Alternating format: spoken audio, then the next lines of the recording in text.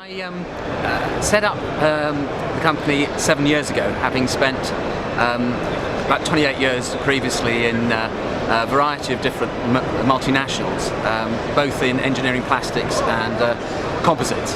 And so the company really was set up to help primarily SMEs to improve their marketing, do better marketing, and particularly those that don't necessarily have enough internal resource. So having an outsourced service was really the purpose of the company. I saw there was a gap in the market for that. The industry itself, I think, is going through a very exciting time of continued growth. In excess globally about over 5% a year, and it's sort of going up. And that's being driven very much by some key criteria, like the sort of need for increased lightweighting, for cost reductions in processing, and for me personally, I think that there's areas where thermoplastic composites will start to sort of increase. And within the thermosets, I think they'll be looking at some really new materials to improve productivity and also some of the properties. I think those are some exciting things. And I think it's also going to be very interesting to see how additive manufacturing starts to change some of the ways people look at their tooling, their mold making, their jigs, etc. I think that's going to be very interesting to see how that develops in the coming years. And from that point of view, I think there will be some new companies and new opportunities to look at growing and developing their business.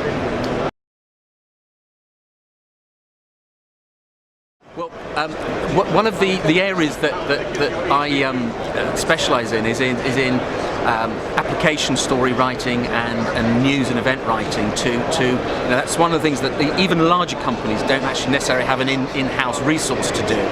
And it's a very, very powerful way of being able to secure, sort of informative editorial that gets to the heart of the industry through some of the sort of key magazines like Composites in Manufacturing, to enable a wide audience of readers to really learn about what the company does, and also, more importantly, how they work with some of their key partners, both from a supplier side and some of their end customers. So those sort of stories, I specialise in writing and working with a lot of different media partners to get that sort of publicity. Obviously, being involved in this area, I see that as a very powerful way of doing it that complements advertising, it complements exhibition work that they do, and is part of the whole communications mix. And with the digital world we have now, and so much being read on smartphones, tablets, etc., then I think having that immediacy of stuff one can see on these sort of devices is a very powerful way of communicating very quickly to a lot of people.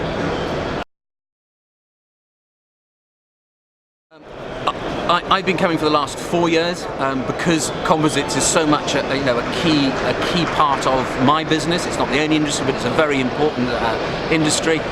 I've been so pleased to see how it's grown in the last 4 years and has now become a very established, very much UK dominated, where you can meet an awful lot of UK customers as well as customers from overseas.